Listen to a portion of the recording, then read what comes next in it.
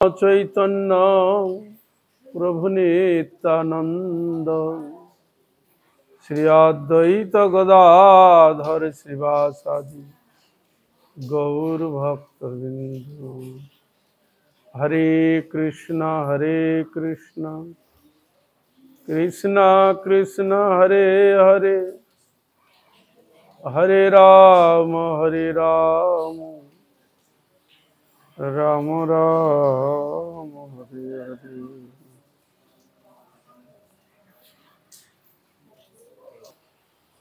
शिला पाठक गोस्वामी गुरु महाराज, शिला भक्ति प्रज्ञान केशव गोस्वामी ठाकुर, सपार्षद प्रभुपाद, गौर किशोर दास बाजी महाराज, भक्ति विनोद ठाकुर, जगन्नाथ दास बाजी महाराज, सरल गोस्वामी, सपरिकर गौर नित्यानंद प्रभु, सपार्षद राधा विनोद बिहारी जी, सकल भगवत अवतार जीगण तदीय परिकर बिंद, सकल भगवत अर्चा मूर्ति समूह, गंगा जमुना तुलसी महारानी भक्ति देवी, श्रवणा द्वादशेर श्री चरण कमलिया धमेर, भक्तिपूर्ण अनंत अनंत कोटि साष्टांग दंडवत प्रणाम पूर्वक ताहादेर अहैत कृपा आशीर्वाद प्रार्थना करी परम पूजनीय वैष्णव वृंद उपस्थित श्री श्री हरि कथा श्रवण पिपासु भक्तवृंद, आमी सकल भक्तबिंदेर श्री चरण कमले दास धमेर भक्तिपूर्ण अनंत अनंत कोटि साष्टांग दंडवत प्रणाम पूर्वक आपनादेर अहैत कृपा आशीर्वाद प्रार्थना करी आपनारा कृपा करुन आशीर्वाद करुन जेन नित्यकाल हरि गुरु वैष्णवेर महिमा गुणगान कीर्तन करे आमार नराधम पापिष्ट जनके जेन आमि धन्य करते पारी। हইয়াছেন হইবেন प्रभुर যত দাস, সবার হরি গুরু বৈষ্ণব তিনি স্মরণে হয় সর্ব বিঘ্ন বিনাশন।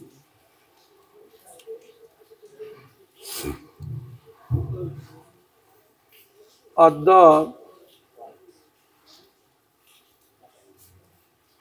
श्री श्री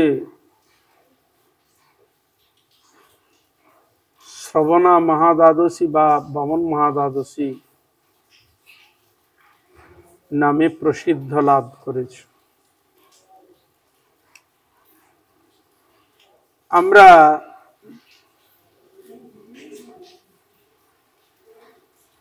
এই महाद्वादशीর সম্বন্ধে কিছু কথা শ্রবণ করব।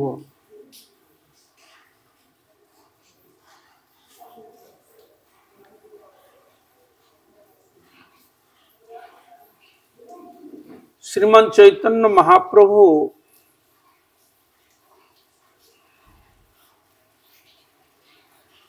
তিনি তার পার্ষদগণকে বলেছিলেন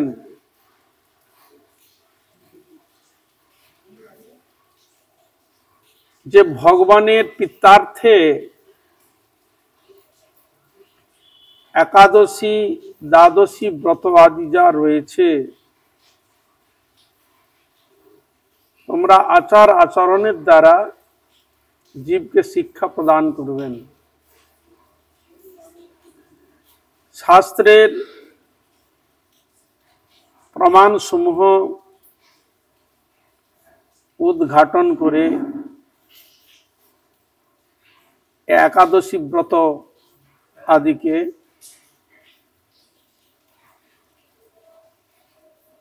ভগবানের পিত্তার্থে ব্রত প্রচারের নিমিত্ত তাহারা যাতে এই ব্রত পালন করে তাহাই চেষ্টা করিবে। মহাপ্রভুর আসার পূর্বে একাদশী ব্রত আদি যারা করত সেসব ব্রত আদি নিষ্ঠা সহকারে শাস্ত্রে যেগুলো নিষেধ করেছে সেসব বস্তুকে তারা গ্রহণ করত। তারা ঠিকভাবে পালন করত না। কিন্তু আমাদের পরবর্তীকালে শিল ভক্তি সিদ্ধান্ত সরস্বতী ঠাকুর প্রভুপাদের পার্ষদগণের এবং তাহার অনুপ্রেরণায় সারা বিশ্বে প্রচারের মাধ্যমে একাদশীর মহিমা এবং দ্বাদশী আদি মানুষ এখন সে সম্বন্ধে জানতে এবং বুঝতে পারছে। শাস্ত্রের প্রচার না থাকার জন্য সেগুলো মানুষ জানতো না, বুঝতো না। কিন্তু মহাপ্রভুর অশেষ কৃপাতে শাস্ত্রীয় বস্তুগুলো আমাদের সামনে আমরা অনুভব করতে পারছি বা জানতে পারছি।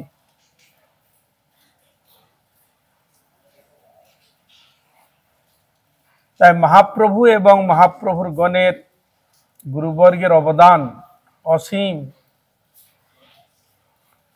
তাদের কাছে আমরা সব সময়ের জন্য ঋণী। তাদের ঋণ আমরা কোনোদিন শোধ করতে পারবো না। তাই তাহাদের শ্রীচরণ স্মরণ করে গুরু বৈষ্ণবের কৃপাকে অবলম্বন করে শাস্ত্রীয় কিছু কথা আমরা শ্রবণ করব।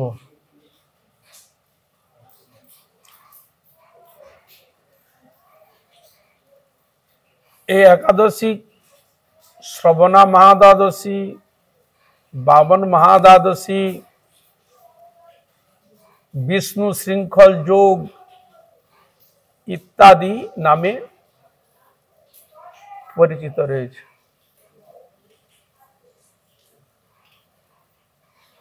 তাই ভাদ্র মাসে শুক্লপক্ষিয়া, এখন এটা চলছে ভাদ্র মাস,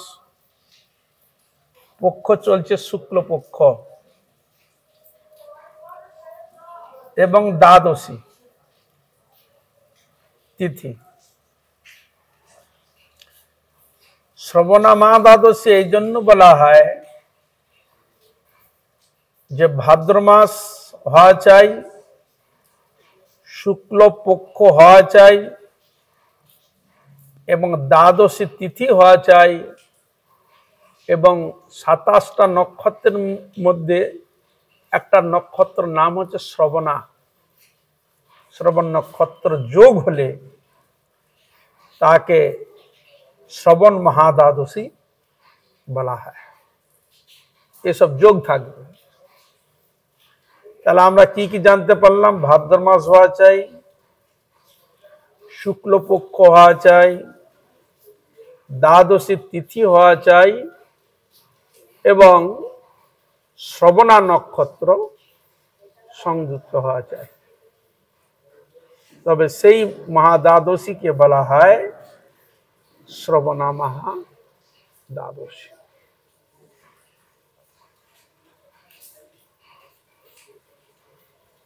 এই তিথি আবার বিজয় দ্বাদশী নামেও কথিত হয়েছে।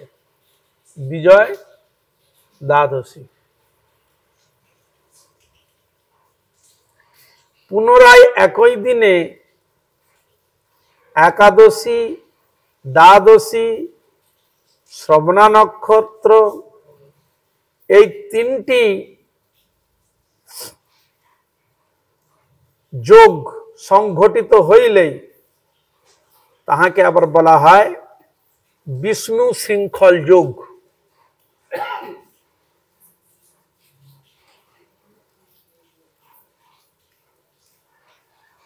তাহলে যুক্ত কে থাকছে?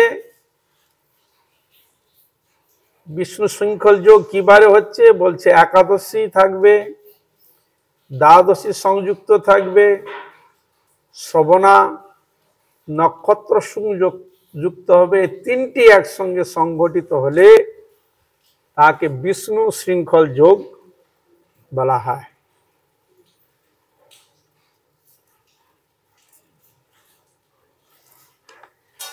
স্কন্দ পুরাণে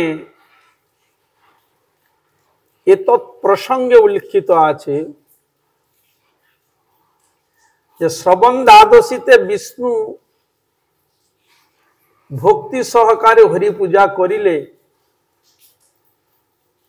10 বর্ষ পূজার ফল লাভ হয়। স্কন্দ পুরাণ, সেখানে এই ব্রতের মহিমা কীর্তন করছে। এই শ্রবণা দ্বাদশীতে ভক্তি সহকারে যদি ভগবানের গুণগান কীর্তন তার সেবা করা যায়, তাহলে 10 বর্ষ পূজার ফল লাভ হয়। 10 বছর।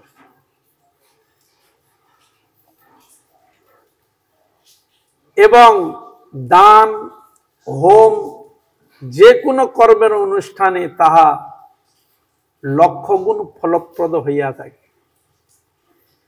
এই ব্রততে দানের কথা বলা আছে, দান, ফল ইত্যাদি যদি কেউ দান করে মহা ফল লাভ করে।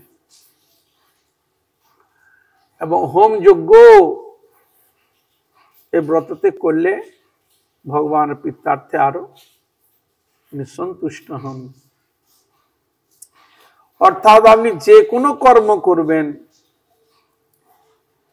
তাহার লক্ষগুণ ফল লাভ হয়ে থাকে। এটি স্কন্দ পুরাণে এ বিষয়ে বলছেন। আবার ব্রহ্মবৈবর্ত পুরাণে দেখা যায় শ্রবণ দ্বাদশীতে বুধবারের যোগ হইলে, যদি বুধবার থাকে, বারটা যদি বুধবার হয় এবং শ্রবণা নক্ষত্র যদি যোগ হয়, তাহলে উহা অতীব মহতি তিথি বলিয়া কথিত হয়। ওই দিনে বামনদেবের পূজায় অভিষ্কৃত ফল শুভকামনা পূরণ হইয়া থাকে। বামনদেবের পূজা করলে আমাদের সকল অভিষ্ট ফল লাভ হয়ে থাকে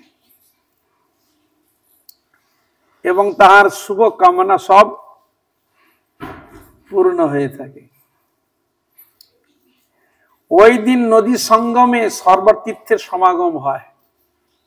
বামন দ্বাদশীতে নদী সঙ্গমে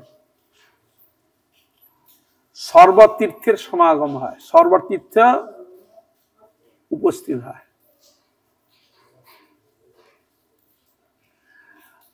শ্রবণ দ্বাদশীতে স্নান ও হরিপূজা পূর্বক ব্রতোপবাসে অনায়াসে দ্বাদশীর ফল লাভ হইয়া থাকে।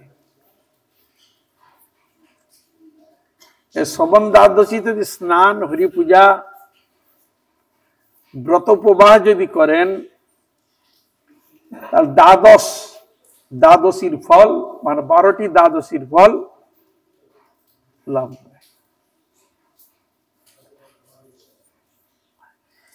বিষ্ণু শৃঙ্খল যুগে বিধিবৎ ব্রতোপবাস করিলে নিখিল পাপ হইতে উত্তীর্ণ হওয়া যায়। বিষ্ণু শৃঙ্খল যে যোগ, এই যোগে যদি বিধিবৎ ব্রতোপবাস করে, মানে তিনি যত প্রকার পাপ করেছেন সব পাপ থেকে তিনি মুক্তি লাভ করেন এবং তার পরম সিদ্ধি লাভ হয়। পাপ তো নষ্ট হয়ই এবং সিদ্ধি লাভও করে। তার যা ইচ্ছা সেটা ভগবান পূরণ করেন। তাহাকে সংসার পুনরায় শরীর ধারণ করতে হয় না। এই সংসারে তাকে আর পুনঃ শরীর ধারণ করতে হয় না। তাকে পুরো 84 লক্ষ যোনি থেকে সম্পূর্ণ তাকে মুক্ত করে, তাকে আর মাতৃকক্ষে আর প্রবেশ করতে হয় না, তাকে একবার মুক্ত করে দেয়।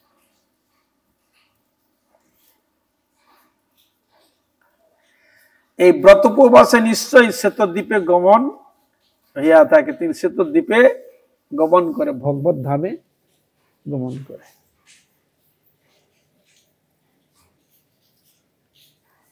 এই হলো দ্বাদশীর কথা।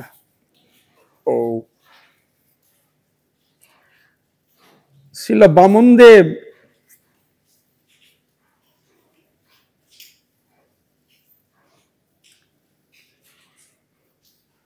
তিনিও কৃপা করে এ জগতে প্রকট হয়েছিলেন।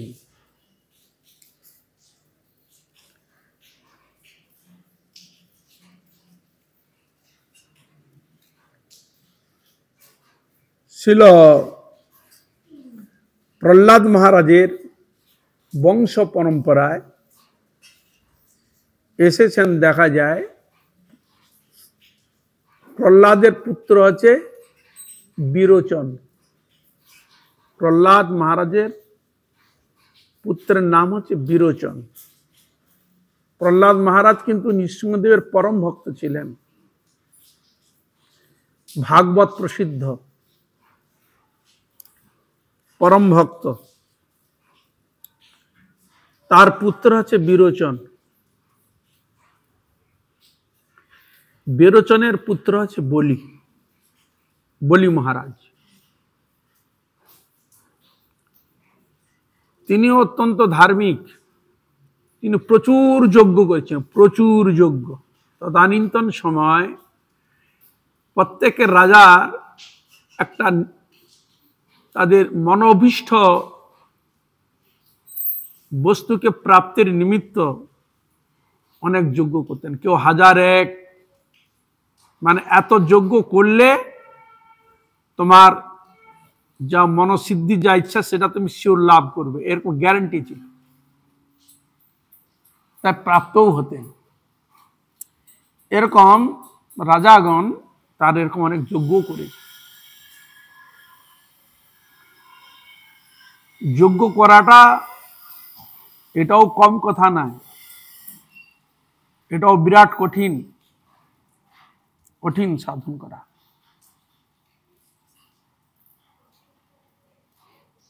কিন্তু মনের যদি ইচ্ছা থাকে কঠোর, প্রাপ্য বস্তু আমি লাভ করব, এরকম ইচ্ছা শক্তি যদি থাকে, অনায়াসে সিদ্ধি করা যায়। কেন? সে সিদ্ধার্থও সংগ্রহ করে নিবে। যত বাধা বিপদ আসুক না কেন, তিনি সব বাধাকে অতিক্রম করে ওই কার্যে সফল হবেই, এ বিষয়ে কোনো সন্দেহ নেই। তাই যজ্ঞ আদি করছেন, উদ্দেশ্য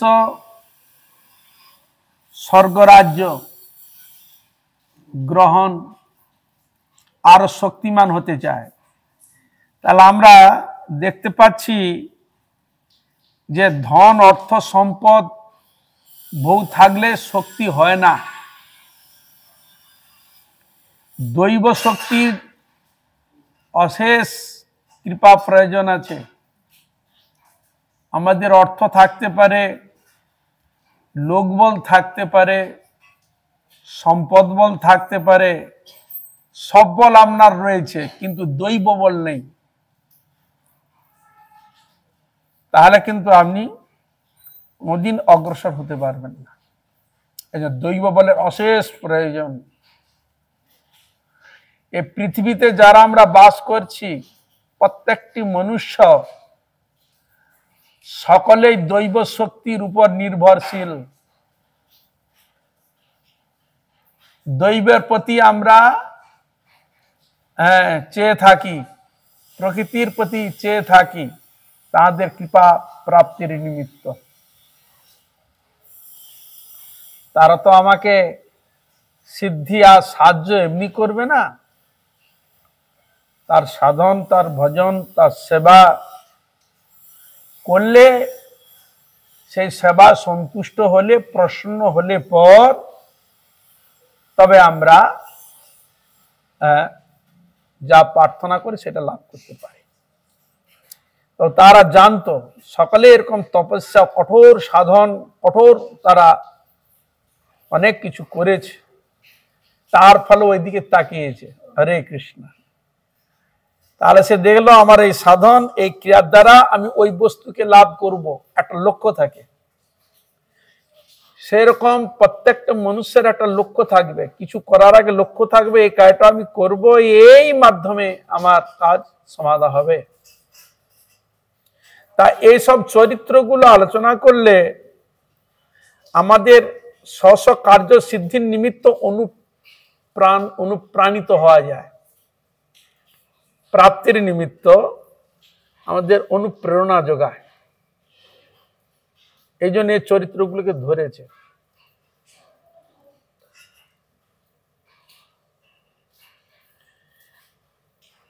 তাই বিরোচনের পুত্র বলি স্বর্গরাজ্য দখল করেছে। হরে কৃষ্ণ। আর দেবতাগণ এর সঙ্গে যুদ্ধ হলো, কিন্তু ইনার সঙ্গে পেরে উঠতে পারে নাই। দেখুন, এখানে একটা ভাববার বিষয়, সেখানে ওরা দেবতা, ওদের শক্তিও এখানে ফেল হয়ে যাচ্ছে। হ্যাঁ, ওরাও শক্তিতে নড়তে পারছে না, ইন্দ্রের বজ্র ওখানেও কাজ করছে না। তাহলে কিরকম প্রোটেকশন নিয়েছে তারা, চিন্তা করুন, কিরকম ক্ষমতা। প্রত্যেকের তো তাদের ক্ষমতা রয়েছে, পেশাল আলাদা আলাদা, কিন্তু কোন শক্তি তাদের উপরে কি করতে পারছে না। যতবার আছে বিজয় হতে পারে না। দেখুন, তাদের কাছে কিন্তু দৈব অস্ত্র অনেক কিছু আছে, ব্রহ্মাস্ত্র আদি বহু কিছু অস্ত্র তাদের কাছে রয়েছে। এত অস্ত্র আদি থাকা সত্ত্বেও তবুও তার বারবার এনাদের কাছে পরাস্ত হয়ে যায়। কল্পনা করা যায় তারা কিরকম কঠোর সাধনা করেছে। তাহলে এরা তো পরাস্ত হওয়ার কারণ কি, এটাও দেখা যায় অসুরাদি ক্ষেত্রে সাধনে দেখা যায়, ওরা যখন সাধন করে না, অত্যন্ত নিষ্ঠা সহকারে, অত্যন্ত যেটা দেখে আমার সাধন করতে বাধা সৃষ্টি হয়, সেগুলো ওরা করবে না। অত্যন্ত কঠোর ভাবে নিষ্ঠা সহকারে কেন ওরা সাধন করে। কিন্তু আপনার কোন দেবতার সাধন দেখেছেন এদের মতো কঠোর সাধনা করেছে? আপনি খুঁজে পাবেন না। কিন্তু ওরা ভোগের মধ্যে সবসময় পড়ে থাকে। এর জন্য এই জগতের মানুষ কিছু আদি কার্য করলেই ওই স্বর্গকে তারা ফলো করে। কেন? স্বর্গ হচ্ছে ইন্দ্রের ভোগ রাজ্যের বস্তু, সব কিছু জিনিস সেখানে। ওই জন্য তারা এইসব এর মধ্যে ওরা ডুবে থাকে। অনেক ত্রুটি ওদের মধ্যে এসে যায়। এই ত্রুটির ফলে ওরা প্রতি মুহূর্তে ওরা পরাজিত হয়ে যায় এদের কাছে। যাই হোক, কিন্তু যখন করে নিল তখন ওরা বিভিন্ন জায়গায় ওরা পরিভ্রমণ করতে লাগলেন, চিন্তান্বিত হলেন কি করে আমরা এই স্বর্গরাজ্যকে পুনরায় লাভ করতে পারি। কিন্তু ভাববার বিষয়, এর অসুর বলুন, দানব বলুন আর দেবতা বলুন, পিতা একজন। হরে কৃষ্ণ। তাহলে সংসারের লড়াই কেন হবে না বলো? লড়াই হওয়াটা স্বাভাবিক। কেন? পুরাণ আদি শাস্ত্রে আমরা দেখতে পাচ্ছি বাপ একজন, মাতা যাই হোক না কেন, বাবা তো এক। বাবা তো একজন, মা হতেই পারে। তাহলে বাবা একজন, আর তো সব তো ভাই ভাই। কি? হরে কৃষ্ণ। তাহলে ওরা যদি লড়াই করে, তাহলে মনুষ্যগণ কি না করতে পারে? লড়াই করাটা স্বাভাবিক। বুঝলেন? হরে কৃষ্ণ করাটাই স্বাভাবিক। তাদের বাপ একজন, মা আলাদা, কিন্তু এরকম লড়াই।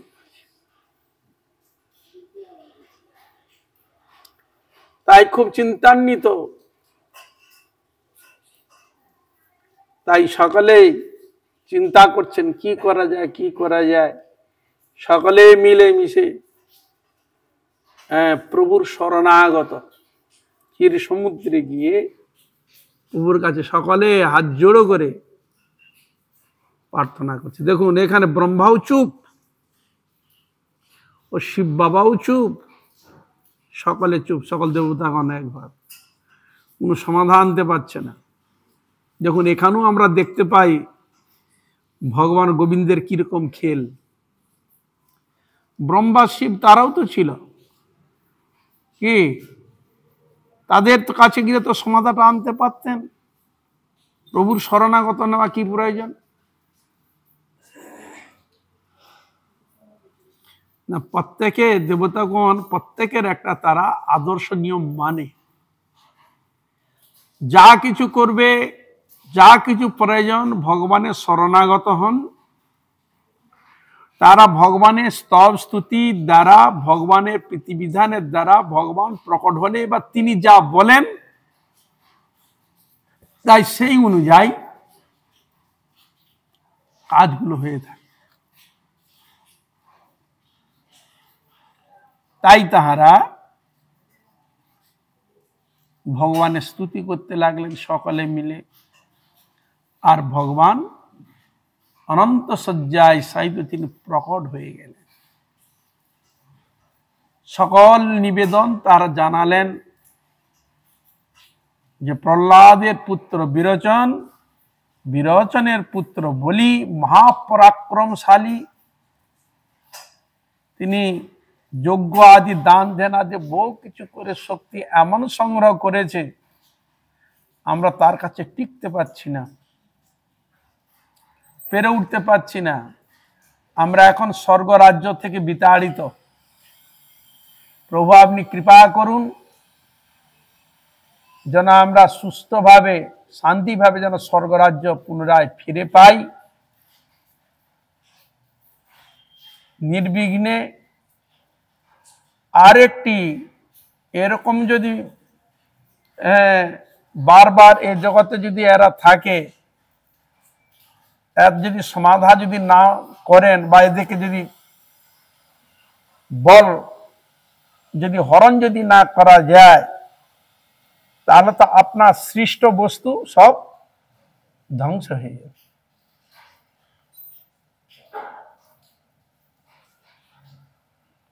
নালে আপনার সৃষ্টিকে আপনি বাঁচাতে পারবেন না।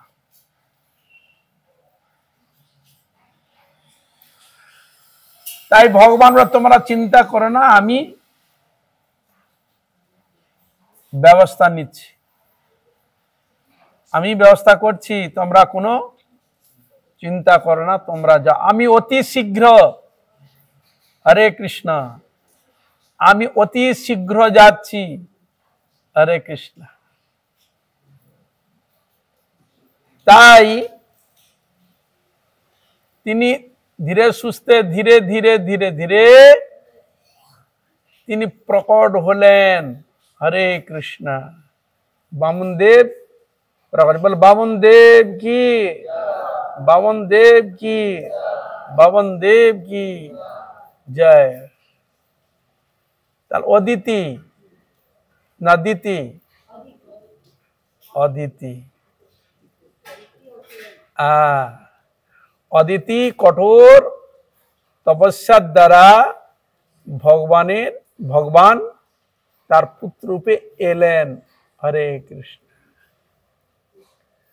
প্রকট হয়ে বটুক রূপ ধারণ করলেন। বটুক মানে বেটে। আর তিনি খবর নিলেন যে ও তো দান ছত্র খুলেছে বলি, তাহলে আমি সকলের আগে যাব, সকলের আগে যাব। তাই শুক্রাচার্য এবং সকলে মিলে হ্যাঁ, তারা কি করে তুমি তোমার বিজয় লাভ করতে পারবে ভালোভাবে, দান ধ্যান আদি সবকিছু হ্যাঁ সেখানে আলোচনা চলছে। ঠিক ওই মুহূর্তে বামনদেব একটি ছাতা হাতে করে নিয়ে আসছে। যখন তিনি ছাতা নিয়ে আসছেন না, দূর থেকে মনে হয় যেন ছাতারা হেঁটে যাচ্ছে, ব্যক্তিকে দেখা যাচ্ছে না, ছাতা। তা এদিকে সংকল্প করতে বসেছে, আর এদিকে মানে মন্ত্র পড়বে সিদ্ধান্ত নিয়েছে। শুক্রাচার্য হাতে জল নিয়ে দিয়ে সংকল্প, আর এই মুহূর্তে বামনদেব এসে উপস্থিত। বলি মহারাজ এমন ছিলেন ব্রাহ্মণ ভক্ত, মানে যে যা চাইতো তাকে দিত। আর তদানীত সময় এটাই নিয়ম ছিল, কোন শুভ কার্য করার পূর্বে আগে দান ধ্যান আগে করে দিত। কারণ দান ধ্যান দিলে তাদের, যাদেরকে আমি দান করব তাদের আশীর্বাদ গুলো নিয়ে, তাদের আশীর্বাদ নিয়ে আমি শুভ কার্যে যদি বসি তাহলে আমার কাজ যথার্থ হবে, এরকম নিয়ম ছিল। এই জন্য এখনো রয়েছে, দেখবেন কোন কার্য শুভ কাজ করতে গেলে গুরুজনদের কাছে অনুমতি প্রণাম নিয়ে আশীর্বাদ নিয়ে আসতে হয়, এখনো আছে, আছে না? কোন কার্য করতে গেলে এখনো হ্যাঁ তাদের কাছে অনুমতি নিয়ে আশীর্বাদ করুন, কৃপা করুন যেন আমি ভালো করতে পারি, তাদের শুভ আশীর্বাদ আজ্ঞা নিয়ে তবে কার্যে গতি হয়। যখন বামনদেব এসে উপস্থিত হয়েছেন, কিন্তু বাইরে, এরা তো ভিতরে রয়েছে, তার খবর এলো হঠাৎ যে একজন ব্রাহ্মণ দেবতা এসছেন দান আদি গ্রহণ করার জন্য। তাই এই যে সংকল্প করতে বসেছিল, সঙ্গে সঙ্গে উঠে পড়েছে, আরে তোমার এখন ইহনি, তুমি পরে যে বলেন না, আগে তাকে আমি দেখি তিনি এসেছেন কি, তার বক্তব্য জানি, তারপরে। তাই তিনি আমাকে অনুমতি দেন, অনুমতি নিয়ে গেল, তখন নিয়ে এলেন। বামনদেবকে প্রণাম করলেন, শ্রদ্ধা করলেন, ভক্তি করলেন। হ্যাঁ, আমি কি, আপনার বক্তব্য কি নিতে চান আদি সবকিছু তিনি জিজ্ঞাসা করলেন। না, আপনি তো দান ছত্র খুলেছেন, তাই আমি দান নেওয়ার জন্যই এসেছি। তা আপনি কোন বস্তু কি দান নেবেন বলুন। তখন বলি আপনি বিষয় সম্পদ বা কোনো একটা স্থান বা সোনা দানা বা আপনার যা প্রয়োজন, যেটা আপনি এমন দান চান যার দ্বারা আপনাকে আর ভিক্ষারও করতে হবে না, আপনার কারো কাছেও যেতে হবে না, আপনার অনায়াসে সব জিনিস আপনার কাছে থাকবে পরিপূর্ণরূপে। তখন তিনি বললেন, আমি ওসব আমি কিছুই চাই না, আমি চাই ও সাধন ভজন করব, আর ত্রিপাদ ভূমি এইটুকু আমি চাই। ত্রিপাদ ভূমি, বসার মতো একটু জায়গা, আসন পাতার মতো একটু জায়গা হলে এতেই আমার যথেষ্ট। আর যথালাভে সন্তোষ। আর আপনি বলছেন বহু সম্পদ নিয়ে আমিও বা কি করব, সবাইকে চলে যেতে হবে, কেউ এখানে অমর হয়ে কেউ থাকবে না, সবাইকে চলে যেতে হবে। আর আপনি সম্পদের কথা বলছেন যে আপনার এমন নেন কোনো অভাব হবে না। বলেন দেখুন, আপনিও তো এই গোটা শশাগরা পৃথিবীর রাজা কি, হরে কৃষ্ণ। তাহলে এতে আমি সন্তুষ্ট না হয়ে আপনি আবার স্বর্গরাজ্য দখল করার জন্য যাচ্ছেন, কি বোঝা গেল? হরে কৃষ্ণ। দেখুন উত্তরটা কি আসছে। আপনি এত বড় সম্পদ পেয়েছেন, পুরো বিশ্ব আপনার সম্পদ, আপনি পেয়েছেন, রাজা সম্রাট আপনি, তার এতেই আপনার মন ভরছে না, এতেই আপনার বাসনা পূর্ণ হচ্ছে না, আপনি আবার স্বর্গরাজ্য গ্রহণ করার জন্য আপনি কত কি করছেন। তখন চুপ করে গেছে। বলে অল্পতে সন্তোষ যথালাভে সন্তোষ। অল্পতে সন্তুষ্ট হলে সে যথার্থ সুখী কে? যিনি অল্পতে সন্তুষ্ট, যেটুকু আছে এতেই শান্তিভাবে গ্রহণ করলেই এতেই সন্তুষ্ট। আর যদি আপনি বহু সময় গ্রহণ করলে আমরা আরো প্রাপ্তির জন্য আবার মন এগোবে, যেমন আপনার এগিয়েছে। এতে সম্পদে আপনার মন ভরলো না, আপনি আবার স্বর্গের দিকে হাত বাড়াতে আরম্ভ করেছেন, তাড়াতে আরম্ভ করেছেন। হরে কৃষ্ণ। হ্যাঁ, তাহলে এবার আপনি চিন্তা করুন, এই জগতে সেই সুখী যিনি অল্পতে সন্তুষ্ট, তার ঘরে যা আছে, যেটুকু আছে এতেই তার সন্তুষ্ট। ঈশ্বর ইচ্ছায় যেদিন যা জুটবে তাই খাবো, এতেই সন্তুষ্ট করে যদি গ্রহণ করে সেই যথার্থ সুখী। নাহলে কোটি কোটি অর্থ সম্পদ আর যার চাহিদা রয়েছে, বাসনা বহু, এই গোটা বিশ্ব কি এরকম যত ব্রহ্মাণ্ড সম্পদ যদি তাকে দেওয়া যায়, তবু তার আশা পূর্ণ হবে না। বুঝা গেল? ইচ্ছাটা একটা এমন জিনিস। এখন আর কি বলবে, আর কিছু বলতে পারছে না। আমার ত্রিপাদ ভূমি হলেই এতেই যথেষ্ট। এখন শুক্রাচার্য দেখছে এত দেরি কেন হচ্ছে, ব্রাহ্মণ এসছে, কাছে এসেছে, কি এমন কথা বলছে, সংকল্প করতে করতে উঠে চলে আসছে, কি ব্যাপার দেখি তো। তাই শুক্রাচার্য উঠে এসছে, এসে দেখছে আরে হ্যাঁ, এই যে ছাতা হাতে করে দাঁড়িয়ে আছে, সে চিনতে পেরে গেছে। চিনতে পেরে গেছে শুক্রাচার্য। এ বলি, একে জানিস? যে বিষ্ণু ছলে বলে কৌশল অনেক কিছু করেছে, সেই ছলে বলে কৌশলে তো সর্বস্ব হরণ করতে এসেছে। বুঝা গেল? কিছুই দিবি না, এ দান পান ছেড়ে দে, দিতে হবে না। কি বুঝলেন?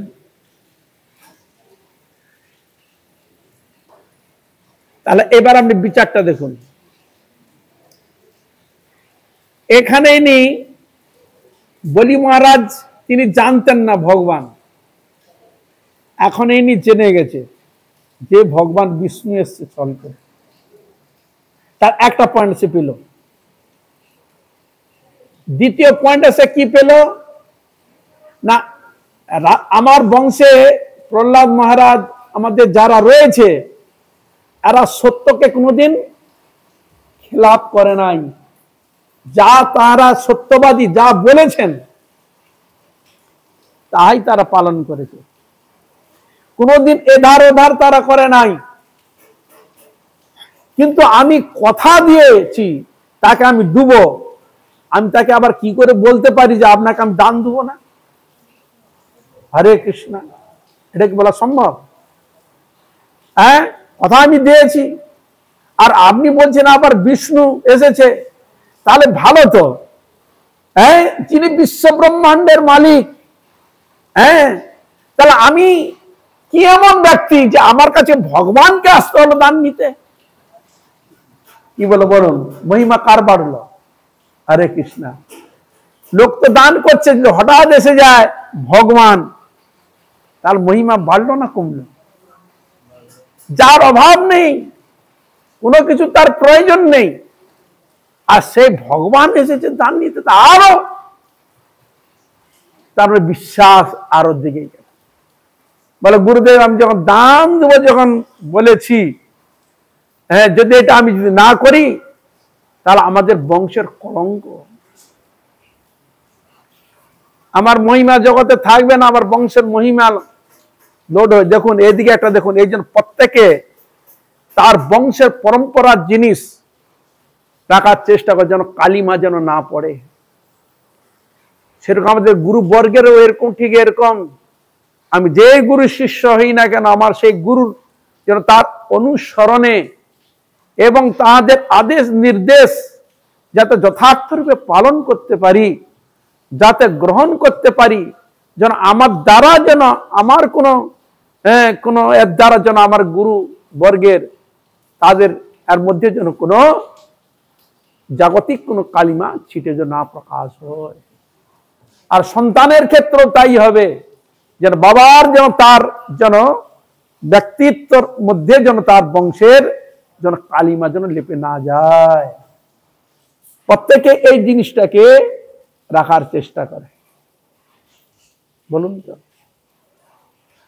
তখন দেখলো আরে এই তো আমার কথা শুনবে না, এই দেখো শোনো, তুমি আমার কথা শুনবে না তো আমি তোমাকে অভিশাপ দিচ্ছি, তুমি শ্রীহীন হবে।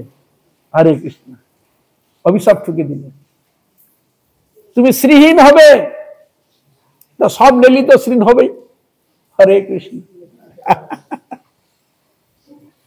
যখন গুরুদেব আমার যাই হয় হোক জানিয়ে গেছেন, লক্ষ্মীপতি যেখানে সাক্ষাৎ, তাকে দিয়ে যদি আমার শ্রীহীন হয় হোক না, ক্ষতি রাখি।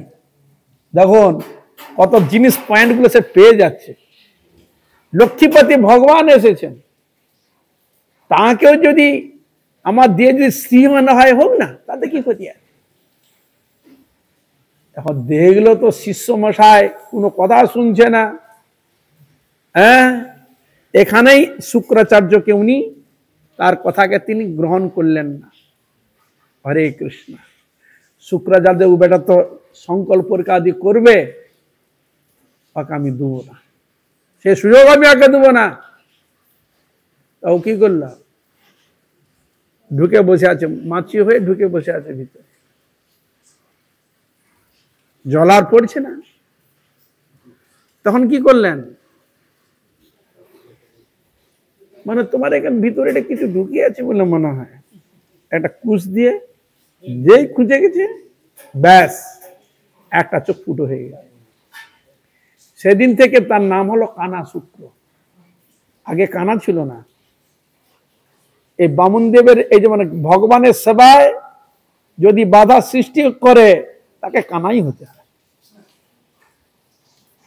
বুঝা গেল। ভগবান কৃপা করে পাঠিয়েছেন, ভগবান তার সম্পদ আমরা ভোগ করছি, আমরা কেউ কিছু জিনিস সব ন্যাংটা পদে এসেছি, কিছুই নিয়ে আসি না, আমরা সব উলঙ্গ হয়ে এসেছি। তার কৃপাতে এসেছি, তার কৃপাতে বেঁচে আছি, তার কৃপাতে যা সম্পদ যা কিছু পেয়েছি, সুগাদি যা কিছু পাচ্ছি তার কৃপাতে। যদি তার সেবা যদি না লাগাই, তার কৃপা পেও তা আমাদের নিমখারাম বলা হবে কিনা বলুন। তাই তিনি কি করলেন, তার কথা শুনলেন না, উনি তো চলে গেলেন প্রধান্বিত হয়ে। এনে এবার দান টান সবকিছু করলেন, নেওয়ার পর কি করলেন, এক চরণে কৃপাভূমি, এক চরণে পুরো পৃথিবীকে ভগবান পুরো গ্রহণ করে নিলেন। আর এক চরণ একবারে সোজা পাঠিয়ে দিলেন, 70 লোক পর্যন্ত পাঠিয়ে দিলেন। সেখানে ব্রহ্মা দেখছে আরে ভগবানের চরণে শঙ্খ চক্র গদা পদ্ম অঙ্কুশ মৎস্য ইত্যাদি বহু চিহ্ন রয়েছে। ব্রহ্মা তিনি জানেন আরে তো ভগবানের চরণ। তখন তিনি জল যে চরণ ধৌত করে নিলেন, ওই ভগবান বামন দেবের চরণ ধৌত জল হচ্ছে গঙ্গা। বুঝা গেল হরে কৃষ্ণ, ওই হলো গঙ্গা। তাহলে 2 পা চরণ পেয়ে গেলেন, 3 পা চরণ নিবে বলছিলেন তো জায়গার জন্য, তার 3 পা মধ্যে 2 চরণ হলো, এক ভৌম জগৎকে নিলেন, দ্বিতীয় এই চরণকে নিলেন। এবার প্রশ্ন করছেন বামনদেব, ওহে বলি তুমি আমাকে 3টা চরণ দিবে বলেছিলে না? হ্যাঁ, তা তোমার সব তো আমি তো নিয়ে নিচ্ছি 2টি চরণ ডেকে, তার একটা চরণ আমি রাখবো, কোথাও একটা চরণের ব্যবস্থা করো। হরে কৃষ্ণ, একটা চরণের ব্যবস্থা করো। তখন ওনার স্ত্রী বলছে, ওগো সর্বাত্ম সমর্পণ দান করতে গেলে, সমর্পণ করতে গেলে নিজেকে সমর্পণ করতে হবে, তো তোমার মস্তকটাই দাও প্রভু, আপনার চরণটাই আপনার মস্তকে, আমার মস্তকে স্থাপন। তাহলে বামন দেব কি, বলি মহারাজ কি, হ্যাঁ মস্তকে দিলেন। তাকে বললেন তোমার পূর্বজগণ তিনি রয়েছেন সুতলে, তুমি সেইখানে একই সঙ্গে নিবাস করো। সেই স্থানে পাঠিয়ে দিলে, আর ওইখানে আমি সবসময়ের জন্য তোমার দাঁড়ি হয়ে আমি থেকে যাব। তা 100 রুপে ওখানে থেকে গেলাম। তা এইভাবে বামনদেব যখন নিল, তখন বামনদেবের কন্যা ছিল।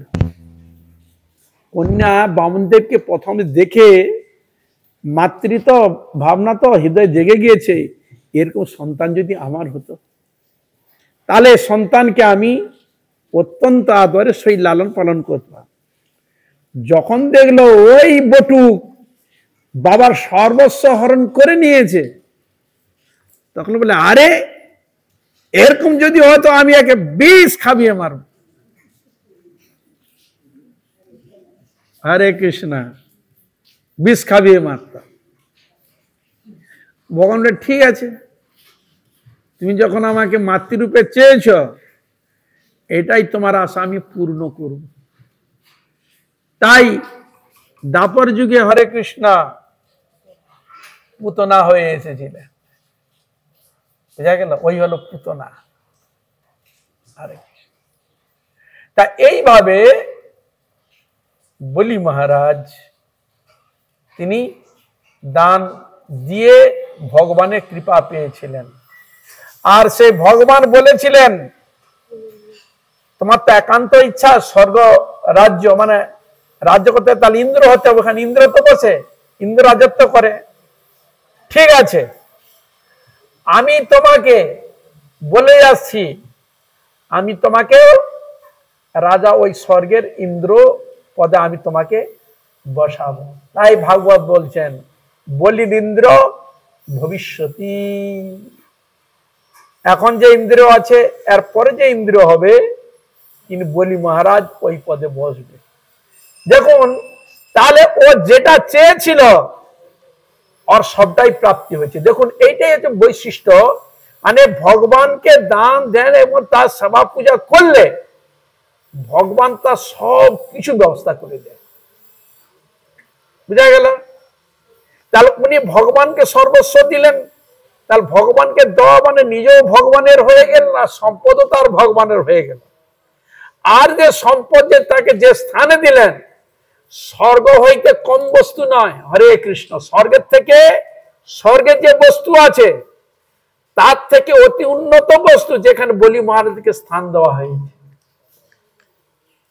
বুঝা গেল? হরে কৃষ্ণ। অতি উন্নত বস্তু তাকে দিলেন। তাহলে বলি মহারাজ এই পৃথিবীর সম্পদ থেকে অতি সম্পদ তো পেলেনই, আবার ভগবানের চরণও পেলেন। হরে কৃষ্ণ। আবার স্বর্গ রাজ্য পাবেন, তার জন্য ইন্দ্র হবেন, তাও তিনি পদ পাবেন, তাও তিনি প্রতিষ্ঠিত করবেন, এটাও ভগবান বলে দিলেন। হরে কৃষ্ণ। আর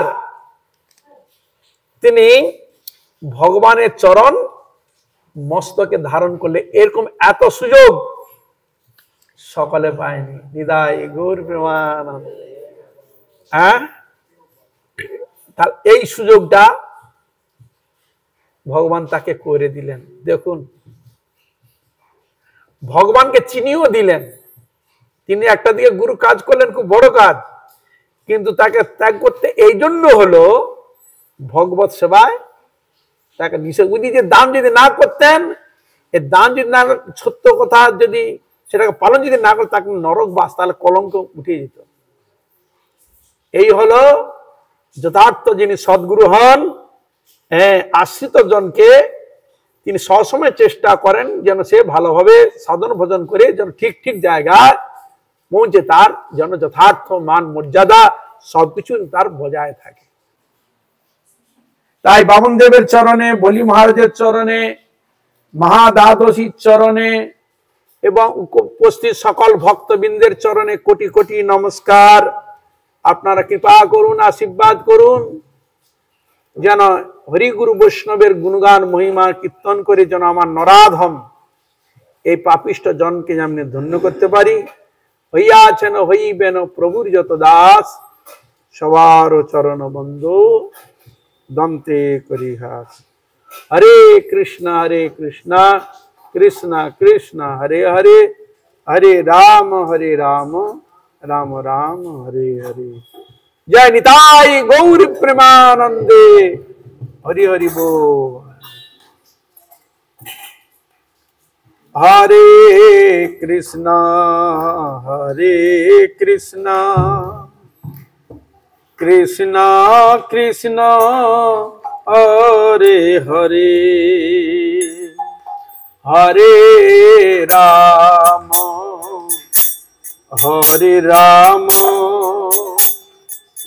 राम राम हरे हरे। हरे कृष्णा कृष्ण कृष्ण हरे हरे, हरे राम राम राम हरे हरे। हरे कृष्ण कृष्ण कृष्ण हरे हरे, हरे राम राम राम हरे हरे। हरे कृष्ण कृष्ण कृष्ण हरे हरे, हरे राम राम राम हरे हरे। हरे कृष्ण कृष्ण कृष्ण हरे हरे, हरे राम राम राम हरे हरे। সবাই বলুন।